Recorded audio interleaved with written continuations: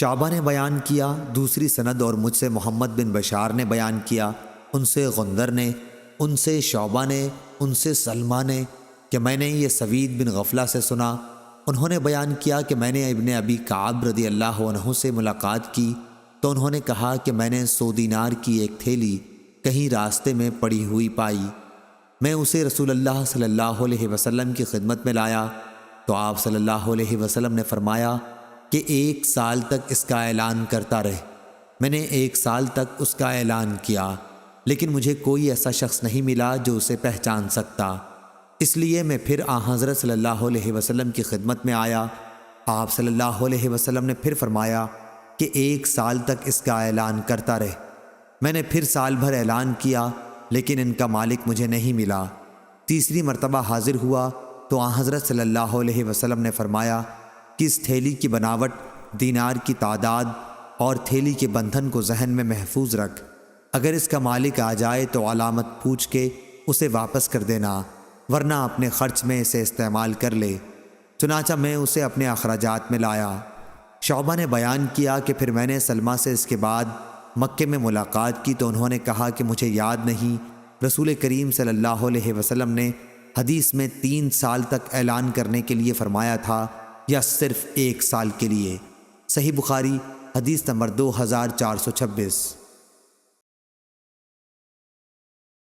عبد الرحمن بن مہدی نے بیان کیا، کہا ہم سے سفیان نے، ان سے ربیعہ نے، ان سے منبعث کے غلام یزید نے اور ان سے زید بن خالد جہنی رضی اللہ عنہ نے کہ نبی کریم صلی اللہ علیہ وسلم کی خدمت میں ایک دیہاتی حاضر ہوا اور راستے میں پڑی ہوئی کسی چیز کے اٹھانے کے بارے میں آپ سے سوال کیا۔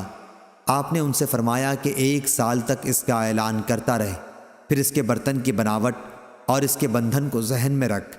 اگر کوئی ایسا شخص آئے جو اس کی نشانیاں ٹھیک ٹھیک بتا دے تو اسے اس کا مال واپس کر دے، ورنہ اپنی ضروریات میں خرچ کر۔ صحابی نے پوچھا، یا رسول اللہ صلی اللہ علیہ وسلم، ایسی بکری کا کیا کیا جائے جس کے مالک کا پتہ نہ ہو؟ آپ نے فرمایا کہ وہ یا تو تمہاری ہوگی یا تمہارے بھائی مالک کو مل جائے گی، یا پھر بھیڑیے کا لقمہ بنے گی۔ صحابی نے پھر پوچھا، اور اس اونٹ کا کیا کیا جائے جو راستہ بھول گیا ہو؟ اس پر رسول کریم صلی اللہ علیہ وسلم کے چہرہ مبارک کا رنگ بدل گیا۔ آپ صلی اللہ علیہ وسلم نے فرمایا، تمہیں اس سے کیا مطلب؟ اس کے ساتھ خود اس کے کھر ہیں جس سے وہ چلے گا، اس کا مشکیزہ ہے، پانی پر وہ خود پہنچ جائے گا اور درخت کے پتے وہ خود کھا لے گا۔ صحیح بخاری حدیث نمبر 2427۔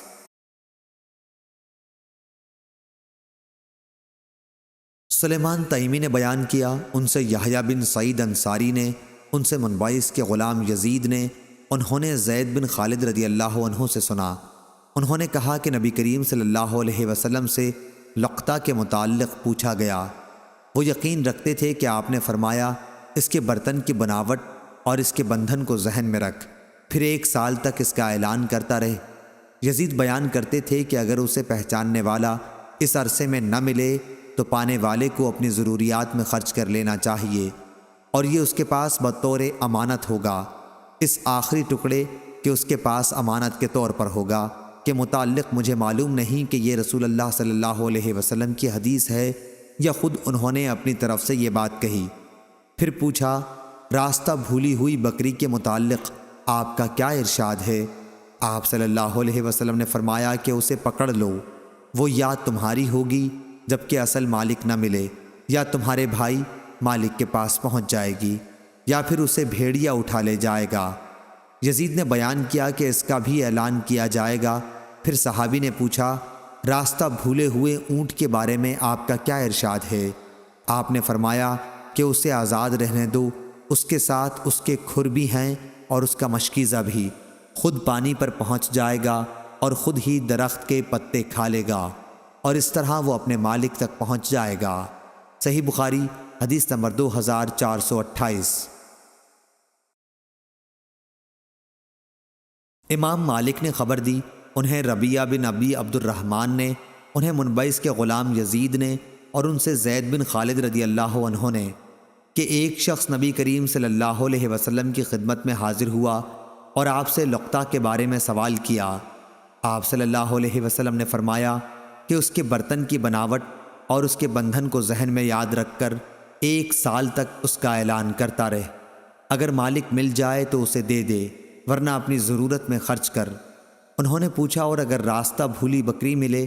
آپ صلی اللہ علیہ وسلم نے فرمایا کہ وہ تمہاری ہوگی یا تمہارے بھائی کی ہوگی، ورنہ پھر بھیڑیا اسے اٹھا لے جائے گا۔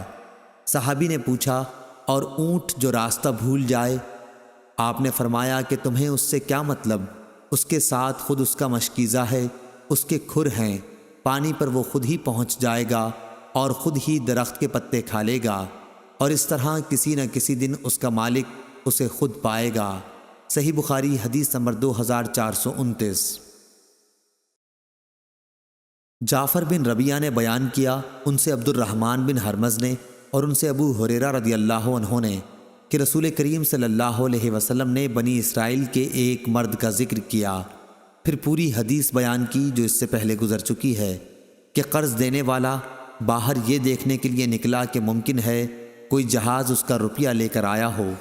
دریا کے کنارے جب وہ پہنچا تو اسے ایک لکڑی ملی جسے اس نے اپنے گھر کے ایندھن کے لیے اٹھا لیا، لیکن جب اسے چیرا تو اس میں روپیہ اور خط پایا۔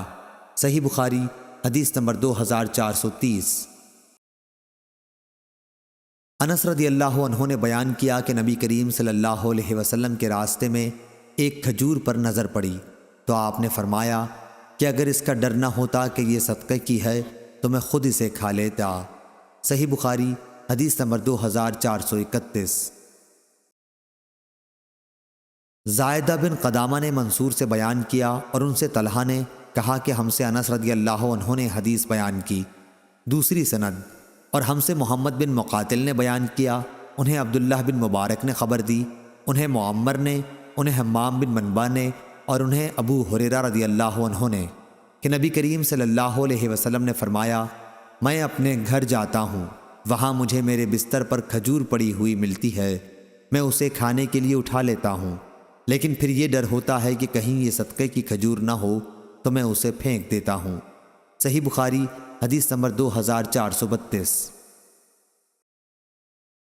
عمرو بن دینار نے بیان کیا، ان سے اکرمہ نے اور ان سے ابن عباس رضی اللہ عنہ نے کہ رسول اللہ صلی اللہ علیہ وسلم نے فرمایا، مکے کے درخت نہ کاٹے جائیں، وہاں کے شکار نہ چھیڑے جائیں، اور وہاں کے لقطہ کو صرف وہی اٹھائے جو اعلان کرے، اور اس کی گھاس نہ کاٹی جائے۔ حضرت عباس رضی اللہ عنہ نے کہا کہ یا رسول اللہ صلی اللہ علیہ وسلم، اذخر کی اجازت دے دیجئے۔ چنانچہ حضرت صلی اللہ علیہ وسلم نے اذخر کی اجازت دے دی۔ صحیح بخاری حدیث نمبر 2433۔